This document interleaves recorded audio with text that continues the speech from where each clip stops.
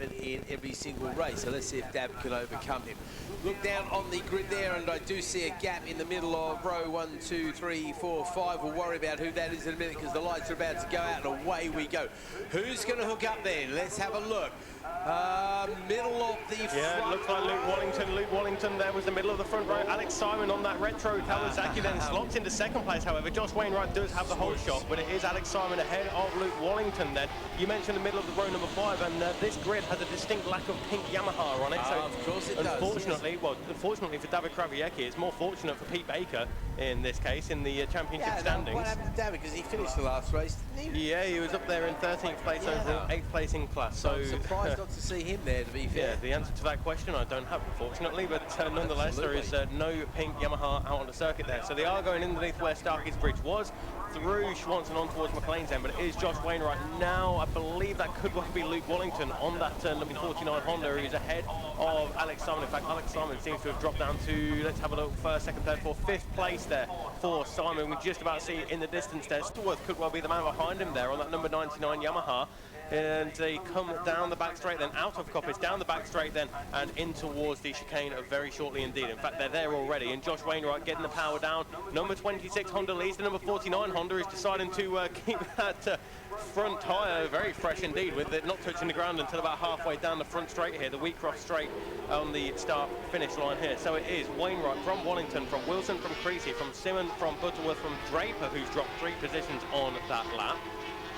And a few start there for Stephen. We used to see Stephen get away very well at the sharp end as well, so interesting to see how many places he can make up. Baker makes up a couple of places there. Collins goes up 1. It's Johnson who makes up 2 there as well. So lots of chopping and changing. Gates makes up quite a few places on the opening lap. Lindsay and Cheeseman both go backwards at a great rate of knots, unfortunately them. Andy Howe, well, Andy's showing us having gone down 7 places, but actually in real terms he's gone up 4 places.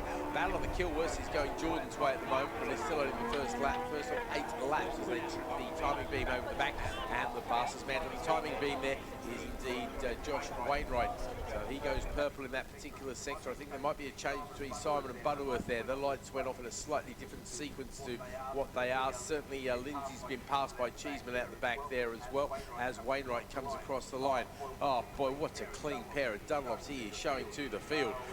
We did wonder if Wally could take the battle too, but unfortunately Wainwright comes across the line on the first flying lap with a 1:10.0, gets the 1:11.3 there for Wallington. Wilson doing well though, he's into the 10s as well. It's a 10.8, a 10.9 there for Creasy as well, so that's some pretty quick times. Morgan also is just getting to grips with this Honda in the same way that Wilson is trying to get to grips with some new stuff on the Suzuki as well. Draper, particularly enough, makes up a couple of places. He relegates Butterworth, and no, it's Simon who gets well relegated by a couple of places.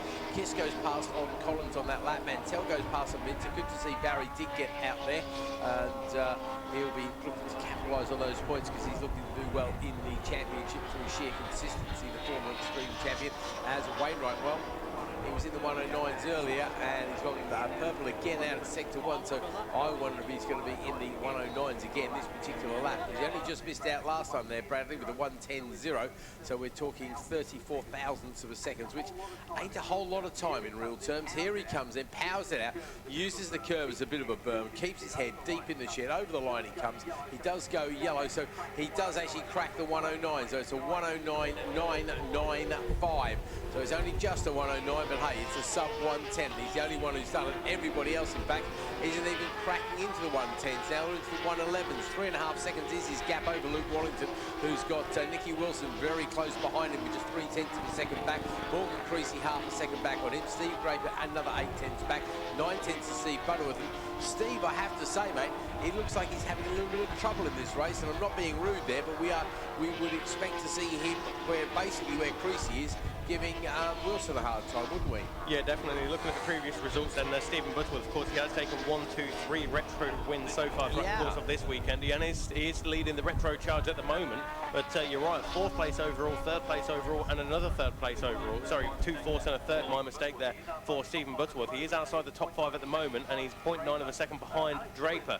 Alex Simmons dropped a few places throughout these 3 laps. Of course, we are coming up to the end of lap number 4 now, as Josh Wainwright gets the power down once again on that JW MOT Centre Honda to cross the line once more. Goes yellow in both sectors there. Second place, Luke Wallington, still defending that race lead. Sorry, that's second place, my apologies, from reigning champion, number 1, Nicky Wilson on that Suzuki. Then it's Creasy who's leading the Clubman thousands at the moment. And Draper, Butterworth, Baker, Simon, Kissick and Aaron Collins just behind Kissick by 1.5 seconds then in the Clubman's end. So no changes of position inside the top 12. Johnson and Webster, 11th and 12th, stay as they were.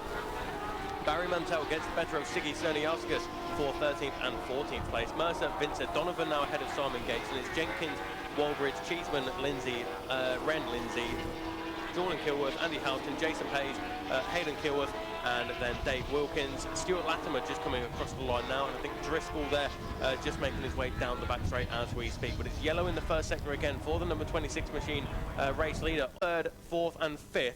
Their lights all went out very quickly indeed, so we'll have to see whereabouts they are on circuit in relation to each other when they make their way in towards the Robert Chicane there, and the answer is very, very closely bunched up. Yeah, pretty much nose-to-tail stuff there. You called that correctly there, Bradley, and there's not a lot of difference between them at all as they come across the line. And yeah, I think Wilson's has definitely got his eyes on Wallington, the reigning champion, of course, against the former rookie champion there. Certainly, Wallington's been doing a lot of racing at BSB level, so he's moved on a bit and he's got a lot of experience. But I think Nicky wants to show him who's boss as he comes across the line just 0.15 seconds behind. Also just half a second back. Creasy's definitely not out of this. And Draper is only 0.2 of a second behind him. Butterworth leading the retros, as you mentioned, but 2.25 seconds back, but he's ahead of Baker by 4 seconds. Baker has got Simon behind him by about another second as well.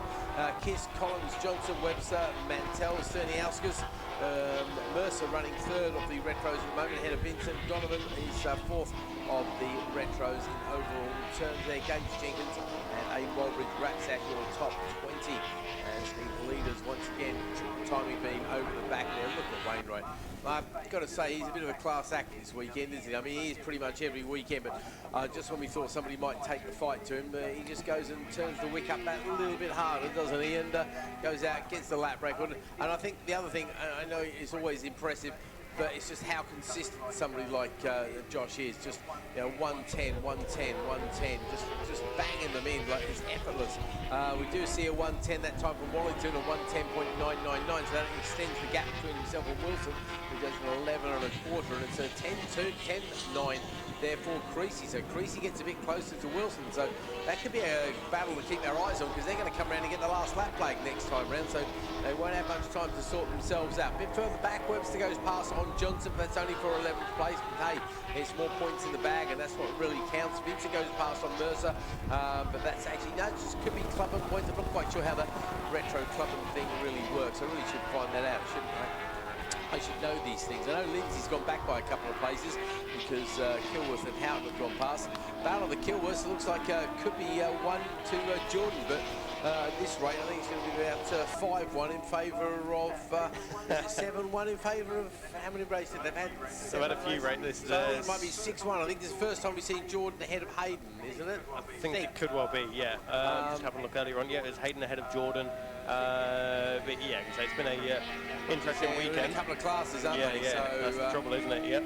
Gets confusing, but yeah, it's definitely been a better weekend for the. It's the younger brother, isn't he, Hayden? Hayden's the younger. Yeah.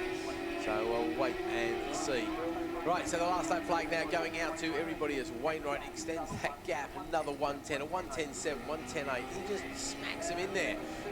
11.2 for the man behind him, but 11.7 for the man behind him. So Creasy, yeah, the gap's just getting a little bit further out bit by bit. Baker, the 65-year-old, second in the championship, still running. He is 5th in class at this stage. So that's going to be another 11 points in his little kitty. It means he's not going to challenge Wainwright for the championship anytime soon, but it does mean that come November, I think he could well be standing in a very solid podium place in at the museum. Always a great night, isn't it, Bradley? Absolutely, yeah. So it's even better when you've got Morgan Creasy trying to give you double vodka and Red Bull shots. That's never going to end well. No. Unfortunately, I have to stay sober for the night, so at least till the end of it. Right, another wheelie from Josh as he comes across the line and celebrates in fine style. And that 109, another 109, sub 110 around the Donington Park National Circuit here. It is Luke Wallington there in second place, Morgan Creasy third, just Nicky Wilson either. Get Wilson right? Sorry, Rebel Wilson in fourth place, Stephen Draper, Stephen Butterworth, Peter Baker, Alex Simon, then Collins, Aaron Collins, thank you mate, Raphael Kisk, Austin Webster next up. It's Dan Johnson, isn't it? Barry Mantell, Siggy Cerniauskas, wait for the 15th place machine of Vincer. Over the line he goes in. Tyler Donovan follows him home ahead of Dan Mercer, Seb Jenkins, and over Cheeseman.